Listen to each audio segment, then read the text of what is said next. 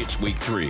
Playoff seeding is up for grabs. Coming in with an unblemished record. Beautiful bounce pass to Jones. Yeah. He lays it in. McLovin's against the Grainers continue the road to perfection against the Crush, led by Todd Fritz, whose lefty hook has vanished into oblivion. Here comes the hook from the free throw line. It's off the mark. And speaking of rock bottom, Paul Pabst is 0 for 2019. And still can't get it to go. Shocker.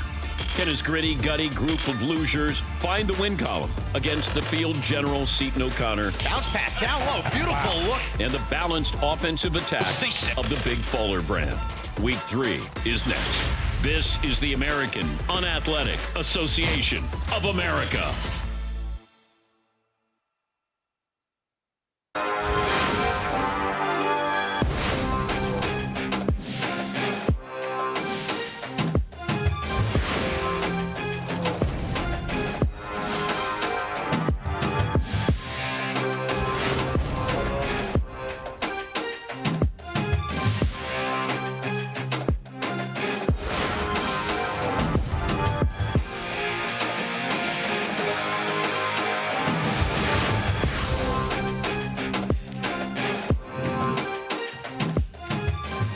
It's week 3 of the AUAA as we are coming to a close on the first season of the AUAA. As we welcome you to the Dan Patrick Show Fieldhouse as Game 1 is set to begin in just a few moments. The losers looking to get in the win column, take on the Big Faller brand, looking to really improve their playoff seeding with a win today.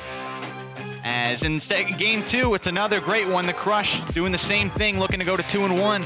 Going up against the Grainers, who look to be the first team in AUAA history to finish the regular season unbeaten and lock up the #1 seed in the playoffs. Good afternoon, everybody. Dan Gardella, so glad to be with you once again as Week 3 offers just a couple more storylines than in Week 2, and we'll get to those in just a second. But first, we highlight a team captain who has yet to make a basket in 2 weeks in the AUAA. Rather, there are 2. I sat down with one, Paul Pabst, in our Tuesday conversation.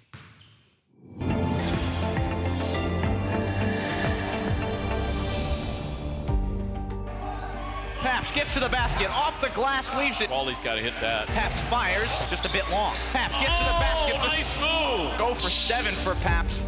Joined by the team captain of Team Losers, Paul Pabst. 2 games down in the AUAA and still no made shots for you. That was never my goal, to make shots. My plan as the captain is to play for the future. We're 0-2. We're right where we want to be, if you know what I mean. Are you saying you're tanking? I didn't use that word. Around these parts, you may be considered the most competitive player. The most competitive player. The most competitive. How do you use that competitive spirit to fuel you to maybe next week making your first shot? Let me put this out there. I know you and most people who have ever watched the AUAA think I suck as a basketball player. Driving in the quick shot got blocked. Think how bad I'd be if I didn't have this ticker. Not this plaid.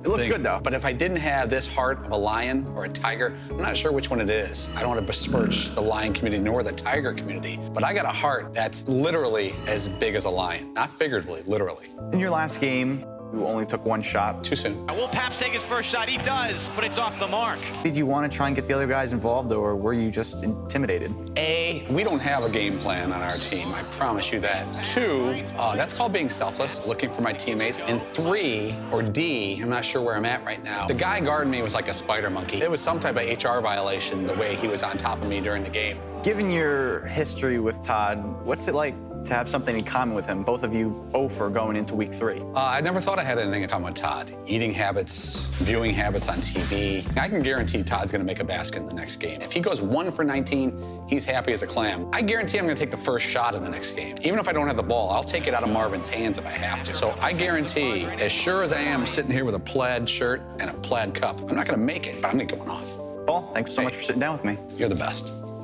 He's not the best, but he's Yeah. the best one here right now.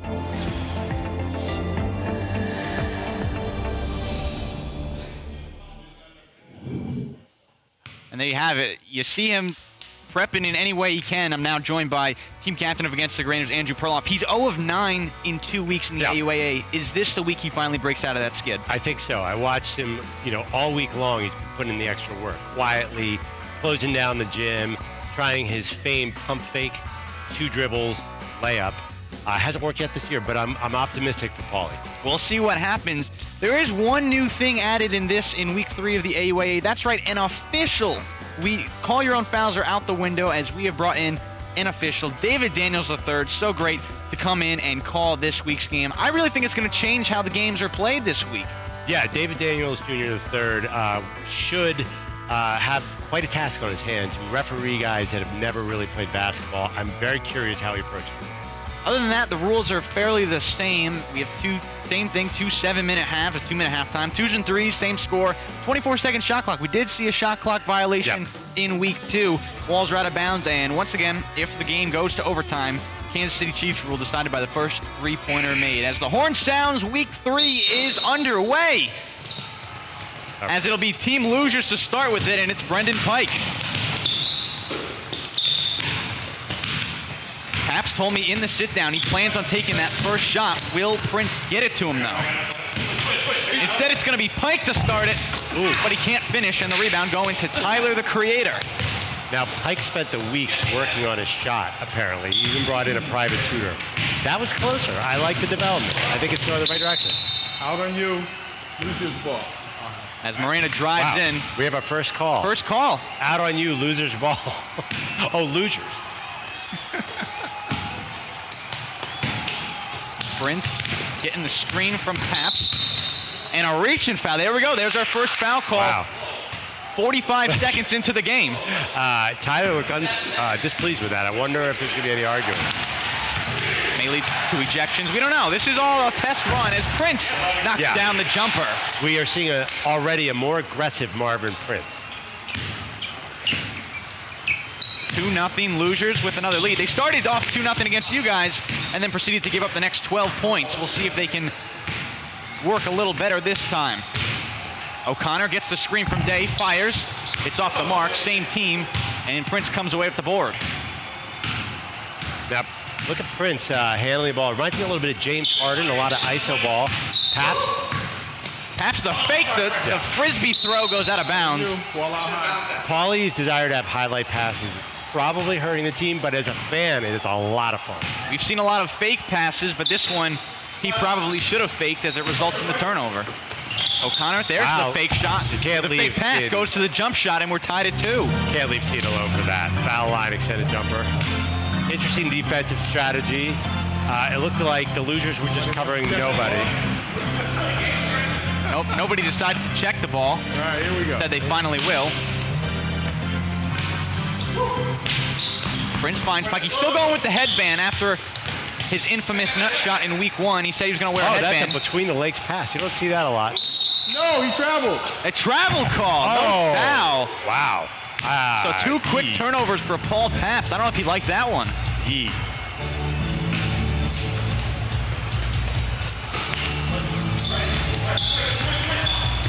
O'Connor finds Miranda wide open, takes one dribble, but can't finish near the basket. He was money from there last week. Season with the hustle. Love the hustle. Ball goes out of bounds, goes back to the Losers. Can't really jump into the crowd in this field house. You can, really it's just going to hurt a lot more. That was a very athletic avoiding the injury by Seaton right there. I'm very impressed. All right. 2-2. Prince started out aggressive, but now is not looking for a shot. Oh, you don't want to go down there. He's trying to go baseline. There. Pulls it back out. He's going to drive again. Draw 2. Gives it to Pike. Off the glass, too strong, and Miranda flies in for the rebound. Yeah, that pass ain't going to fly. Turnovers galore here through the first half of the first half. Gives it back to the Losers. Now, have we talked about Paulie trying to check it out from the side? I don't think everyone knows how that works. I don't know if there's a set rule on that. Oh, Prince for 3 off the front rim. O'Connor slips, dives for it, but it ends up in Pike's hand. Oh, Pike actually dribbled his left for a half a second there. Paulie takes his jumper. He can't finish. 0 for 10 now in 2+ weeks. That was a good look. Prince dribbling too much. Beat up well by O'Connor. Calling for the pick, not getting it. Pike calling for the ball. Got Day to jump. He's going to drive in, and that's a double dribble right there. Wow. They don't call double dribble in the NBA, but that one was hard to avoid. Crowd not liking that call, but a very easy call to make if you're David Daniels III. and a foul. It's a shooting foul, but it's just going to get checked up. There's no free throws. No free throws in the 3-on-3 league.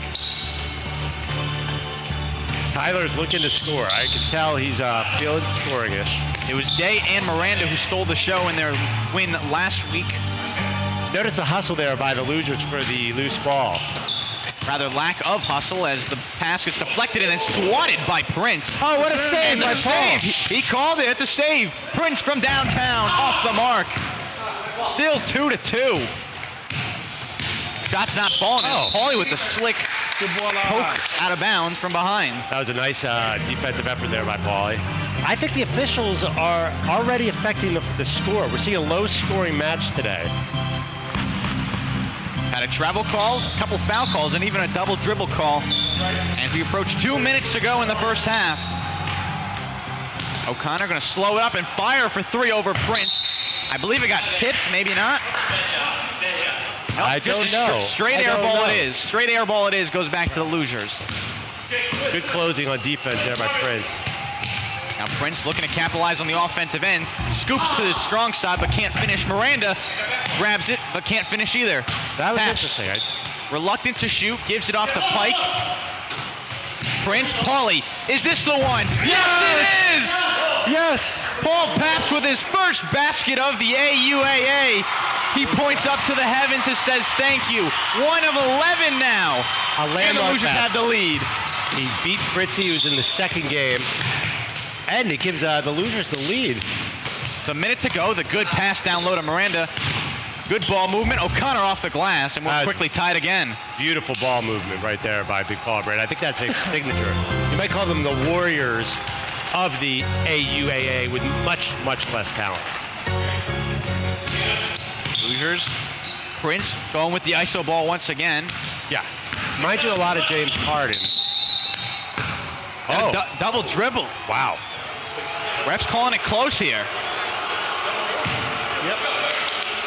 Mental note, Dan, when I play, I don't think I'm going to dribble at all because I think I would double dribble every time.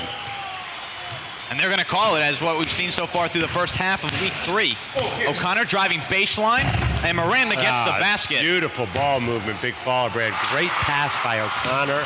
Playing a wonderful all-around game today. Now, I don't have the exact stats, but I believe O'Connor leads the AUAA in assists as Prince can't get it to go. Just can't find his range.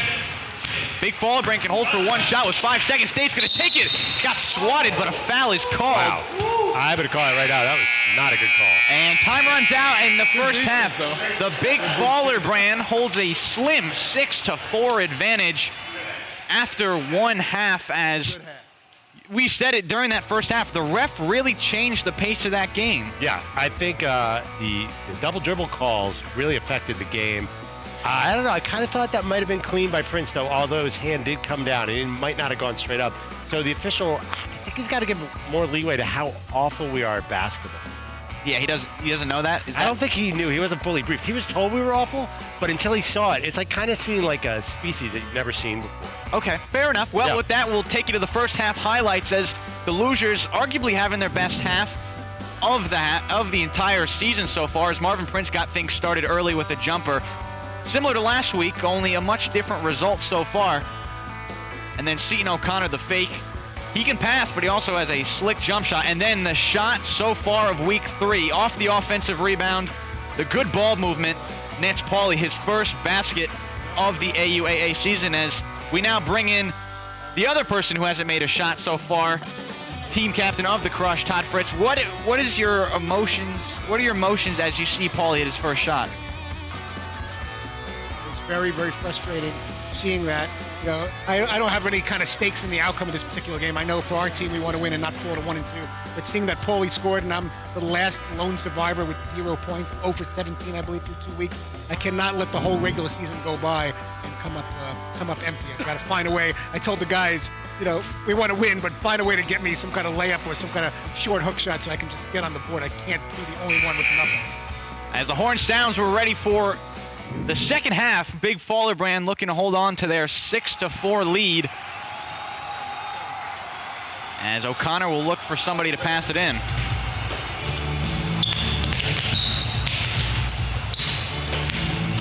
O'Connor, the floater, rims off, and Prince grabbing the rebound. I wonder if Paulie will be a little bit more trigger-friendly now after he's made the first basket, as Pike can't hit it. Low-scoring game. I thought the Ballers would be up by at least 6 to 8 points. Day gets the angle but can't finish. The fight for the rebound goes back to Prince. He'll pull it back out, the give and go. And now a screen. Prince, the fadeaway. Oh, nice good. And we're tied at 6. As Prince with his second basket evens the score.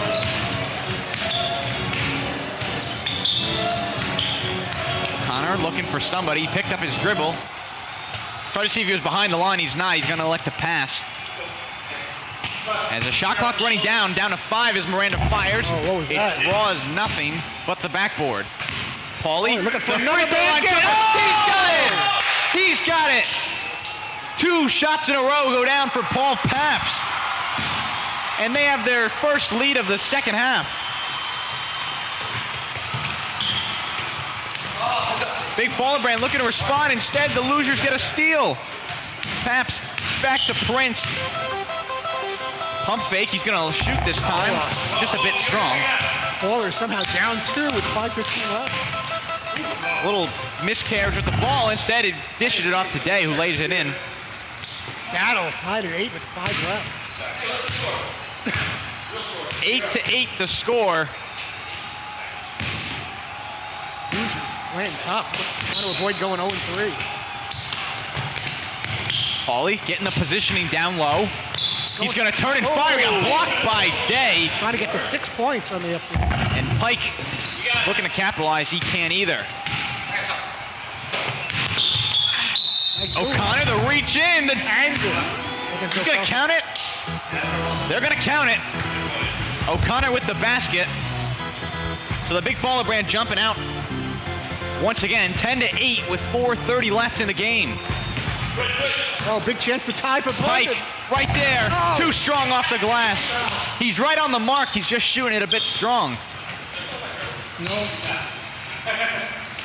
O'Connor gives it to Day, who now gives it back to his team captain. The ball moving Whoa. in. Day flips it up and in. Nice shot, Tyler. Good shot. The lead now 4, and a potentially big bucket for the big Fallerbrand. If my math is correct, that Paulie Pabst has half the Losers' points. You would be correct. Prince has the other 4. He looks for 6, drives in and draws the foul.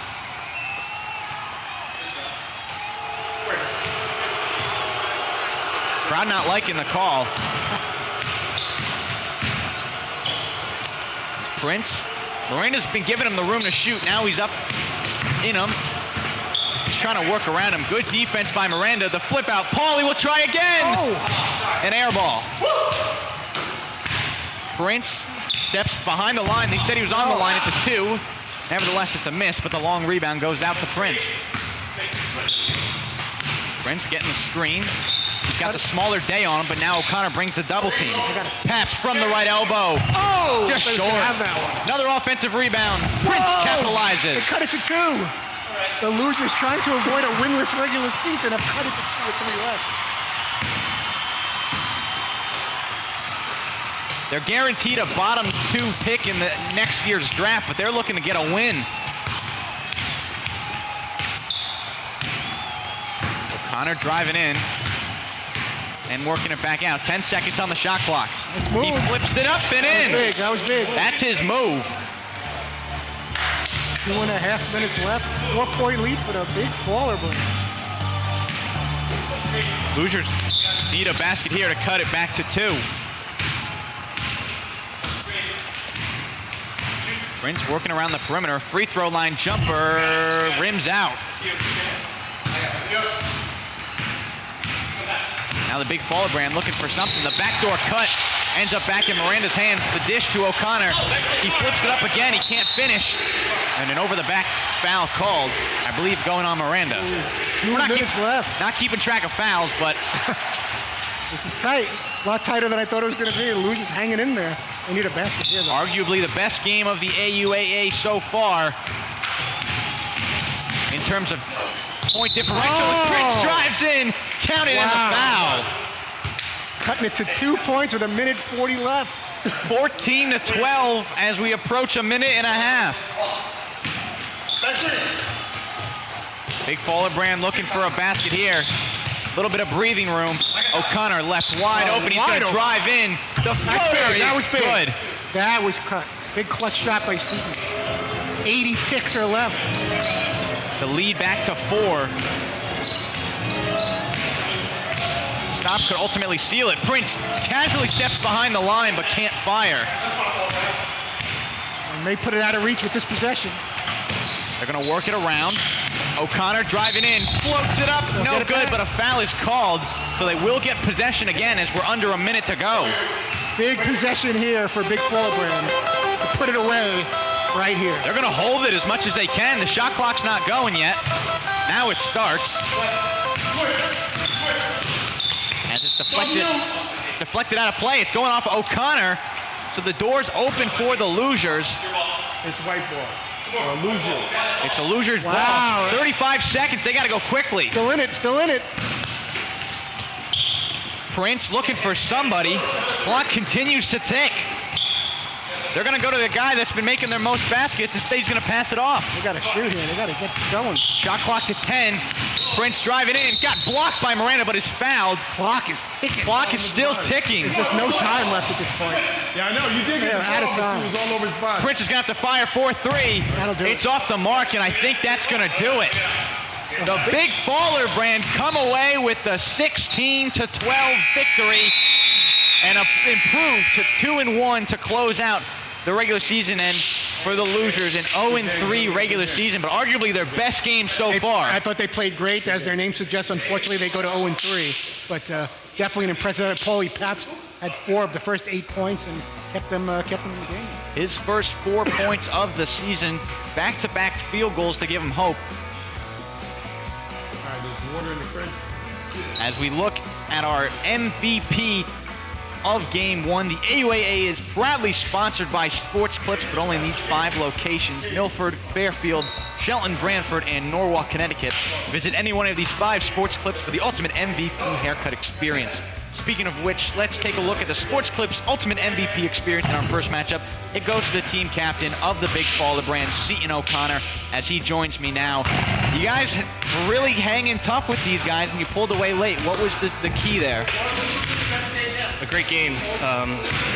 We just had to find some motion. It seemed like down there on the baseline, we were able to find some success with everybody coming over on the help defense, but I got to give my teammates a lot of credit, but especially Losers played a hell of a game. They were a really, really tough matchup. Really well done. To lose your first game of the season 2 against the Grangers and then finish the regular season winning your last 2, what kind of momentum does that bring in as you go toward the playoffs? Well, it's obviously good that we faced everybody. Honestly, I feel like we could have beaten the Grangers twice. We played them in the preseason. We lost both games pretty closely, so I'm feeling really confident about our team right now. We've been able to find some things to do out there. Do you have any words for Paul Pabst now that he's finally cracked the scoreboard in week 3 of the AUAA?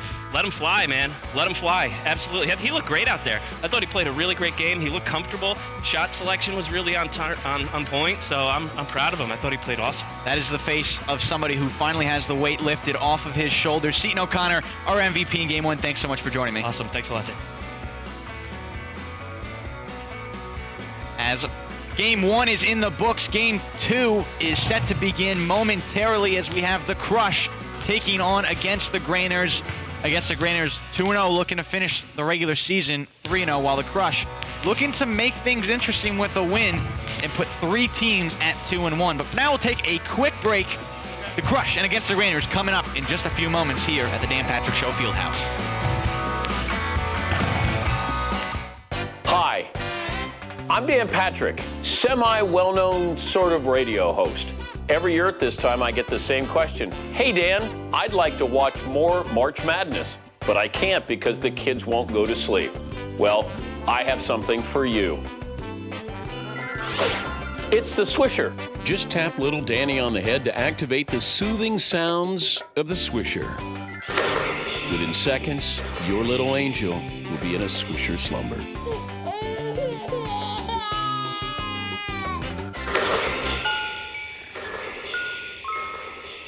Night-night, the Swisher.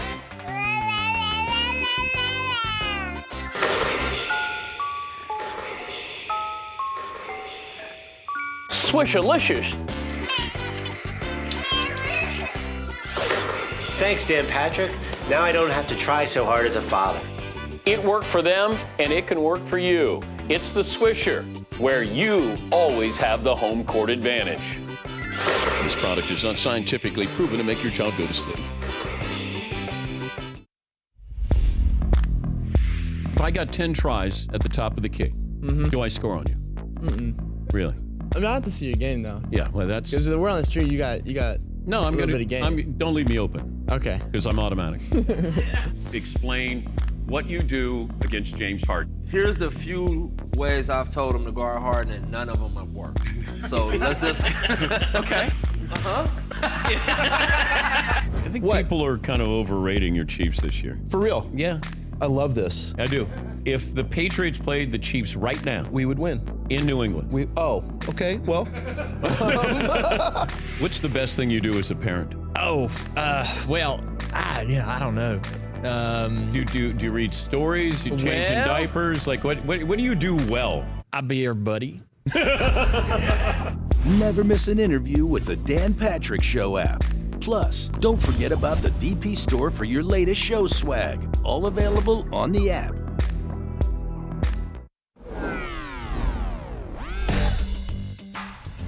Oh, I'm going to do like Harden. Don't do it. I still got it. For more interviews, go to the Dan Patrick Show app. Available on Google Play and the App Store.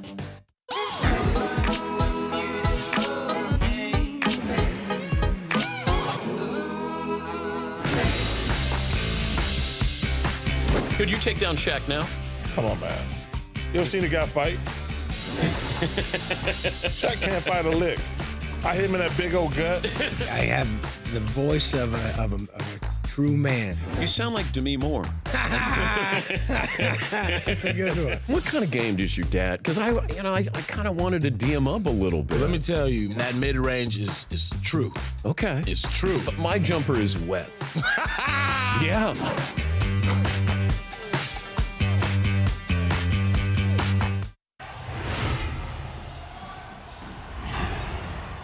It's must-see TV. Fritzy's 0 for June. Here comes the hook. An air ball. Kind of worried about this. McLevin drives in the floater off the backboard. Paulie is 0 for June. Yep. Bobbled and went out of play. It's off the mark. Thought it was going to be fun. O'Connor, the floater goes. I would say a lot of great basketball, but a lot of great laughs for sure. It's awfully good. Never miss any of the action with the Dan Patrick Show app. Plus, go to the DP store for all your official AUAA team gear. Could you take Drake? And what, basketball? Yeah. Yes, Drake doesn't have an athletic bone in his body. But he's there front row all the time. Yeah, Drake's there front row, but he's not the same. Drake doesn't have Kevin Hart antics. I'm different. Could you take Justin Bieber? Yes. Does Dan not know that I'm a 4-time celebrity game MVP? For more interviews, go to the Dan Patrick Show app. Available on Google Play and the App Store.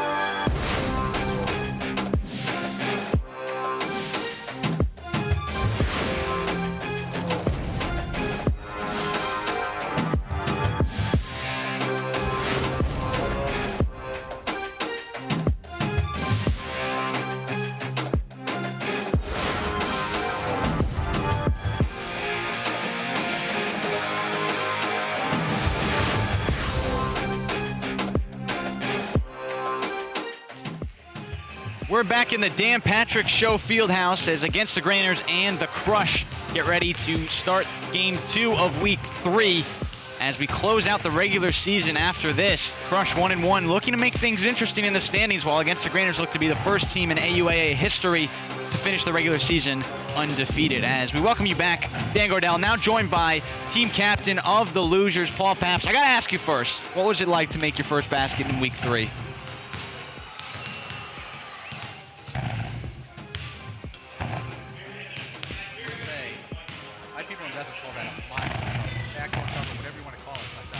Yeah, I got a couple baskets. I'm a student by trade, and my whole life I've been Well, we take a look at another team captain, Todd Fritz of the Crush, who still also has not made a basket, as I also sat down with him in part 2 of our Tuesday conversation.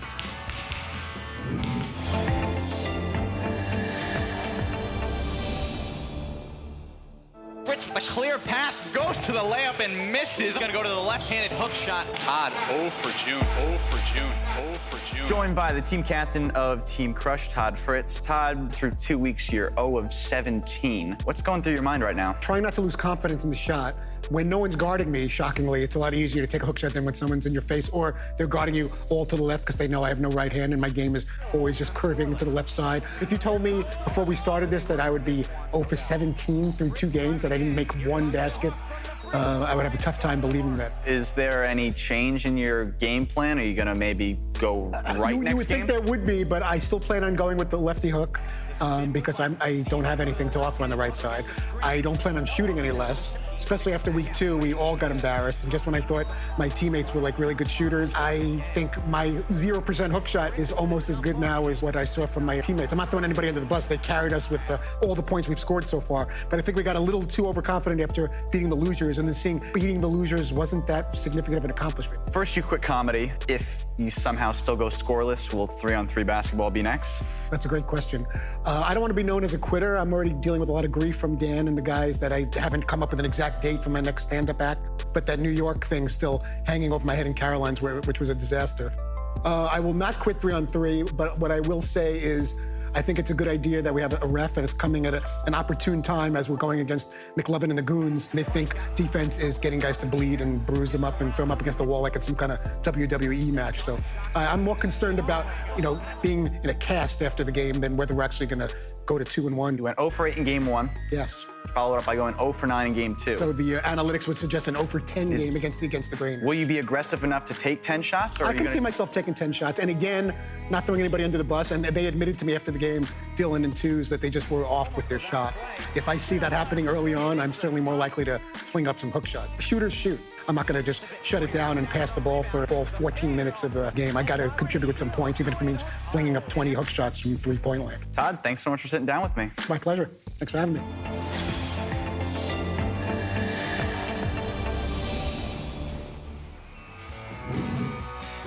Take a look at Todd Fritz there. He's 0 of 17 through 2 weeks. Paul, what about his game makes this just such a struggle so far? I'll say it like this. Todd Fritz is to basketball as Todd Fritz is to comedy. It's similar. They jibe.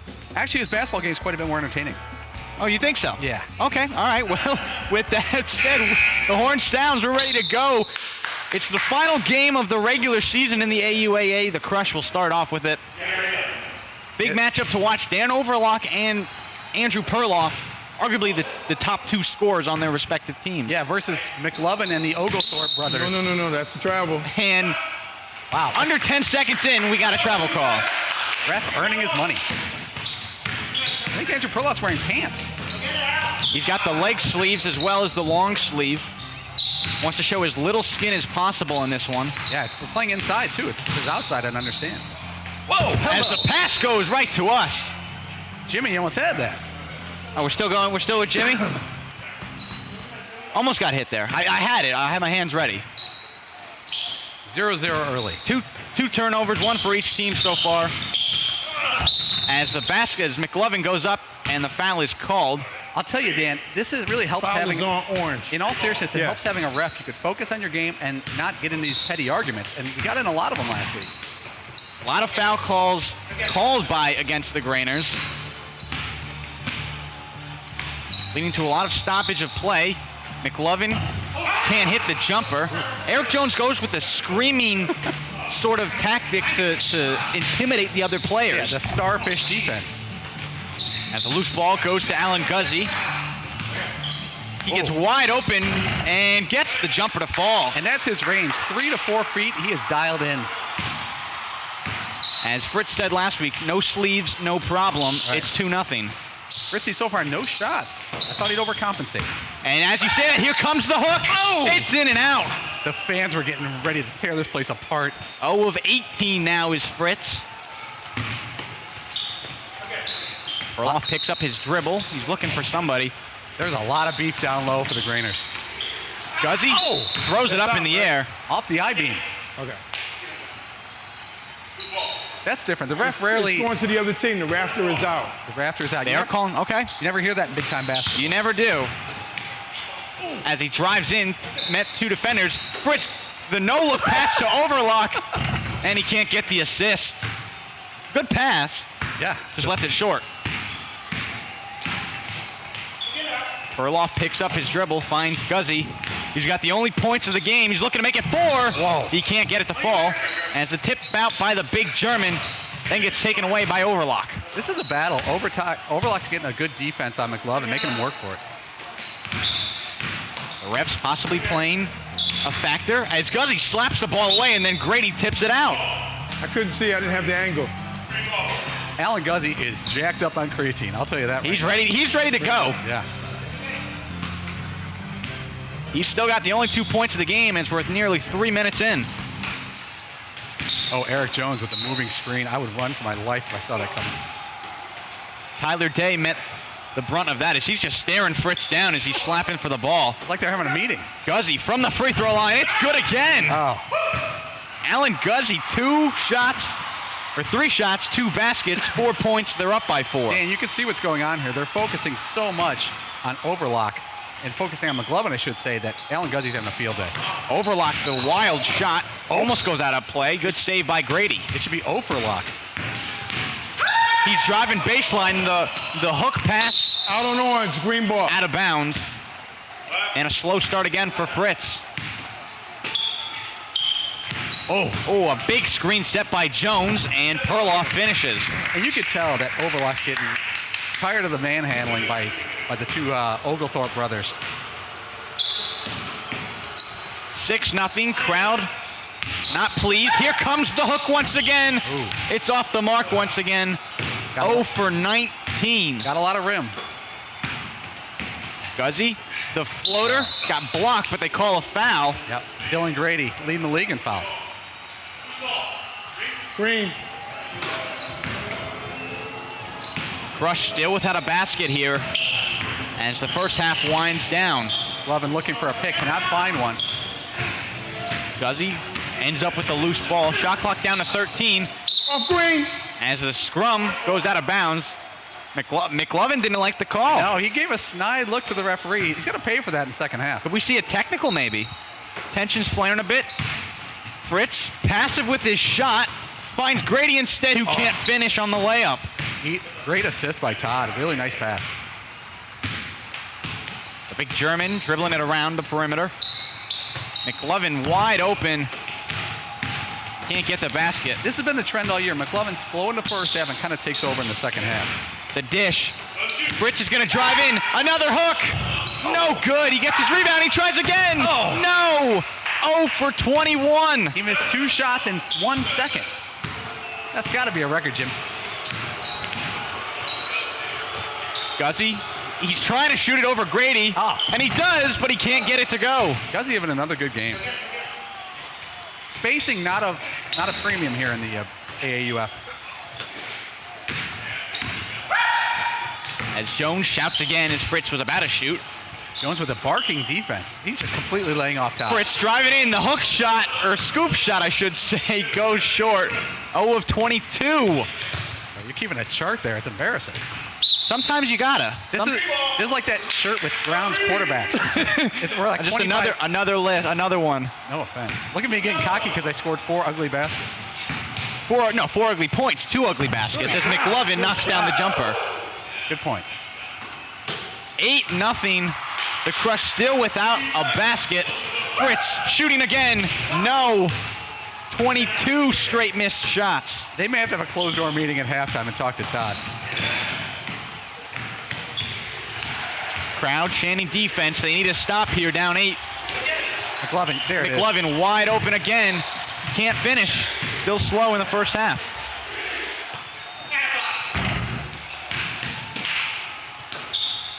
As against the Grainers, looking for something. Overlock takes it away. Shot clock and game clock nearly identical. Grady for 3. Yes! They're calling it a 2. His foot was on the line. Wow. but it doesn't matter. They'll take it the same. The Crush get their first basket with 10 seconds to go. Who still saw Dylan Grady as the catalyst? And McLovin responds with a 3. And he points to the scoreboard like, hey, check the scoreboard, fellas. Overlock, and that's the end of the first half. I got to tell you, the Crush looked wiped out physically. Good shooting.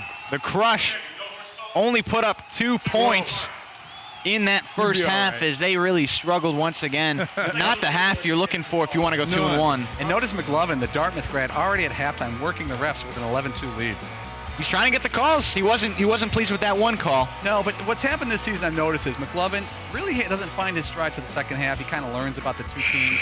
But what's going to happen at halftime is going to be interesting. You're going to get any type of win here, you got to get Overlock needs 15 points in the second half. Fritzy's going to have a moratorium on his shots unless he, just has an out-of-body experience in the second half. Let's take a look at the first half highlights, and for the most part, it was all against the Grainers, and it started off with Alan Guzzi, 4 straight points to kick this thing off. Right, he is hopped up on creatine and barbecue sauce, and he's ready to shoot. And the big story so far, Todd Fritz still without a basket in the AUAA, now 0 for 22. You think this is the half he's going to break through? Well, considering it's the last half of the season, I'd like to say yes, but they need a win here. They got to get the ball to Overlock down low. Overlock's got to get away from the three-point line, get down low, and power some people around. Get Eric Jones out of the lane. As you look at the first half stats, Fritzy 0 of 6, 2-of-8, only 2 shots. You'd like to see him shoot a little bit more? Yeah, a ton more. There should be no one else shooting on that team. There should be a hard rule that you're cut if you shoot. And Dylan with the only 2 points. Looked like a 3 from our angle, but the ref said he was on the line. McLovin 3 of 7. Like you said, this is usually how he starts off in these kind of games. Yeah, this is not a bad sign because even if the Crush get off the schneid, McLovin's going to get another 10 in the second half. Eric Jones 0 for 0, which means he hasn't missed any shots, which is positive. And I like his haircut so far. You could say he has 9 points. 9 points. 9 points. As teams are getting ready, I believe we're all set. As thanks so much for joining us. I think we're going to have Seton O'Connor hop on. Yep, absolutely. He had a great game. As the second half begins with against the Grainers. As the first basket going to against the Grainers.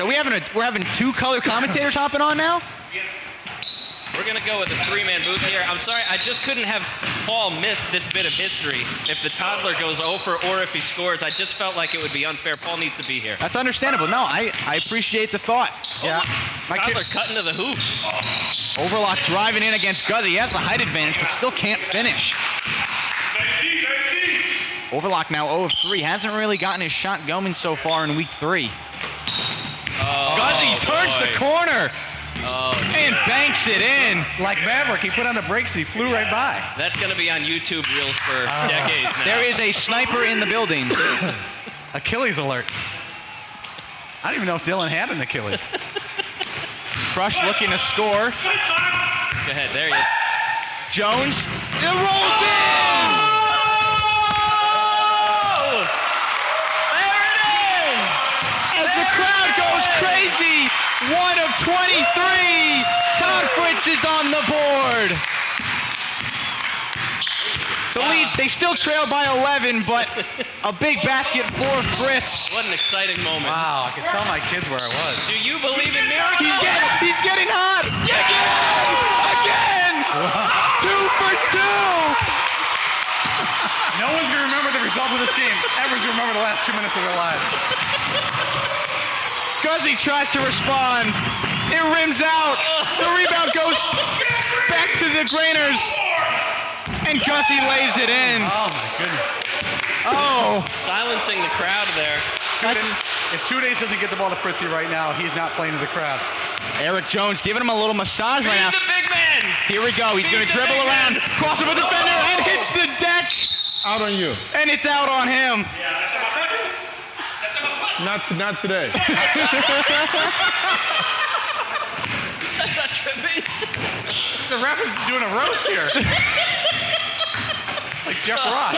Poor Todd. Guzzi lays it in. Oh, man. That took him right out of the game. Boy. 19-6. Fritzy was white hot. His shooting percentage is up to 5. 2 of 24. Yeah, there you go. As the backdoor cut, he banks it in. 3 in a row for Fritz. I think he just told the ref to eat it. Wow. He has now surpassed Paul Pabst. How does that make you feel right now? I feel great. This is as entertaining as anything in the NBA Finals. Guzzi, he's been the hot hand so far, and he can't get the basket. McLovin, the offensive rebound, and puts it in. Good putback by the Pearl there. I think Guzzi better get the ball to the Pearl. If you don't want to frustrate the big guy late in the game, he'll harbor it. I think we know where this one's going. Todd Fritz wants that ball. The backdoor cut. Oh! The scoop up and in. It's not even funny anymore. He's killing it. What has happened to Todd Fritz? That was the referee that just said that. He's 4 for his last 4. This is like a body switching movie. 4 steps by Alan Guzzi. As Guzzi can't hit the jumper, and Overlock with the rebound. Give it to him. Give it to him. He's hot. He's feeling it. The drive in, the hook shot, and the hot streak is over. He didn't hit anything. Todd's back. Force that one a little. 4 straight shots comes to an end as he bricks the hook shot. Guzzi once again, an air ball. Alan Guzzi, unconscious. He's working against Fritz. Oh, nice defense, Toddler. Doing it at both ends. Shot clock down to 3. They're going to have to put up a shot. He does, and it rolls in. Boy, that is dumb luck for the crush. A dagger by McLovin. 23-10. Keep feeding it to Todd. Yeah, put it up. Put it up, big man. At this point, we're just entertaining the crowd. He's in a contract season. He's got to impress some people as he's off the mark.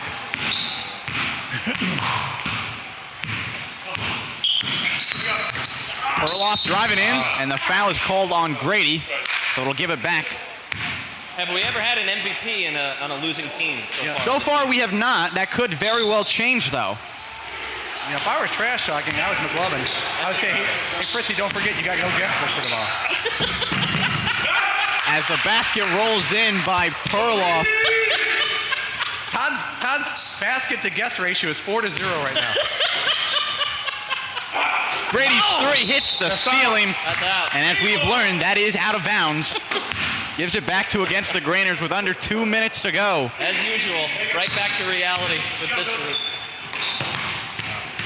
Guzzi making his case for MVP. No. He double dribbled. A double dribble is the call. Guzzi agrees, unlike his team captain. That's borderline triple dribble. The rare triple dribble. Yeah. The quick pass by Fritz. Look at this guy. He's feeling it. As Grady finishes with the basket, the lead's still 13. Nice pick. I believe, was there a pass in on that? Yeah. There was a pass in. A very quick one at that, and McLovin finishes. Eric Jones, great wall, just picking people off left and right. His nickname should be workman's comp. By far, though, the most annoying stream in the game. That is just brutal. Overlock's 3 is left a bit short. Here's where McLovin passes that. Oh, as Jones throws an elbow at Grady, no foul is called. And his first shot is off the mark, and Fritz hacks McLovin from behind. That was a frustration foul right there by the toddler. I read lips, and I think Eric threatened to take Dylan off the work run down if he didn't let him score. Jones working on Grady again. Left it short. Guzzi with the rebound. He can't put it up. Jones doesn't even jump for the offensive rebound. What are we doing? And he takes it away from Fritzy, but still can't finish. Guzzi, no. Jones, no. And a frustration foul there. Fellas, I know ugly basketball. This is ugly basketball. And I've been responsible for a lot of it. Oh, Grady with the jumper off the mark, and they can just hold it here. But McLovin says no thank you as he takes a 3. Yeah, what a chucker. Yeah. And he pulls it up again. It's good. He's just stuffing his stats. A new high point total in the AUAA, 29-12, as the final shot by Fritz is off the mark. The 17-point victory against the Grainers, who now finish the regular season 3-0. First team in AUAA history to ever do that. That was truly a historic moment here. Several record-breaking performances. Todd Fritz just unconscious out there. As we take a look at our MVP, unfortunately, it is not Todd Fritz. It has to go to somebody on the winning team. I'm walking off. I agree with you. It's a tough business, but the MVP is going to go to Andrew Perloff, who led the team once again. We take a look at some of the highlights as our Sports Clips MVP now sitting in with us. It's Andrew Perloff. Wow, I feel like I'm sitting in Todd's seat. That was a heroic performance. Yeah, the AUAA is proudly sponsored by Sports Clip, but only in these 5 locations: Milford, Fairfield, Shelton, Branford, and Norwalk, Connecticut. Visit any one of these 5 Sports Clips for the ultimate MVP haircut experience. Speaking of which, let's take a look at who had the Sports Clips ultimate MVP experience. It was you. A game high for you guys. You actually scored the most points in an AUAA game with 29, surpassing 28 by the Big Faller brand last week. What was working for you guys on offense? Well, I think Alan Guzzi dominated the first half. He was really physical. That set the tone. From there, we just rolled. Then the big man got involved. Clarence Clemens of our team, Eric Jones. Then a couple shots started falling for me. It's hard to shoot out there with that defense. It crushes defense. It's punishing. Wouldn't be doing my job if I didn't ask you what was going through your head when Todd Fritz nailed not 1, not 2, not 3, but 4 straight shots in a row after going 0 for 22 in 2+ weeks. It was like Willis Reed, except Todd is actually slower than Willis Reed was when it came out for the Knicks. It was an incredible. Listen, we were thinking about going box and 1 on Todd. That kind of borrowing a page out of the Raptors handbook. He was red hot, like in the video game when you turn into fire. Todd was on fire. You're 3-0. You finished the regular season undefeated. You're now the number 1 seed come the AUAA playoffs. How do you manage expectations now that all eyes are going to be on you to take home this championship? Yeah, it's going to be tough. There's some good teams out there. Well, I mean, relatively good. There are no good teams out there. You know what I mean? Big Faller Brown's been making a lot of statements. I think like the Losers, their first round matchup, man, that was a different team today. They looked really good. I am definitely nervous. Yeah, so you're going to be taking on the Losers who finished the season 0-3. And then in the 2-3 matchup, the Big Faller brand and the Crush. It's going to be an interesting round of playoffs next Tuesday. Yeah, Big Faller brand and the Crush. Now, I got to be honest, the Crush started out on fire in this tournament. They need to sort of have a team meeting, get their act together. I'm a little worried about their chemistry. Now that Todd is like a superstar, it's like total diva. I heard that he wanted like a private jet. His own, really? He already has his own bathroom. Okay. Yeah, he's asking for a lot. No, it's typical diva behavior from Todd Fritz. But when you're a star, you expect to get treated like a star. Yeah, for sure. Andrew Perloff, our Sports Clips MVP in Game 2. Thanks so much for joining us. Thanks, Dan. As that wraps up Week 3, regular season is done. We are set for the playoffs. You saw the matchups there. We'll figure out the times in a couple days and get you guys informed on when the playoffs will be beginning. It is going to be next Tuesday. I can tell you that. It's going to be against the Grainers, against Team Losers, and Big Faller brand taking on Team Crush in the 2-3 matchup. For that, we're done with the regular season. We'll see you guys next Tuesday for the playoffs. I'm Dan Gardella. We hope to see you guys next week.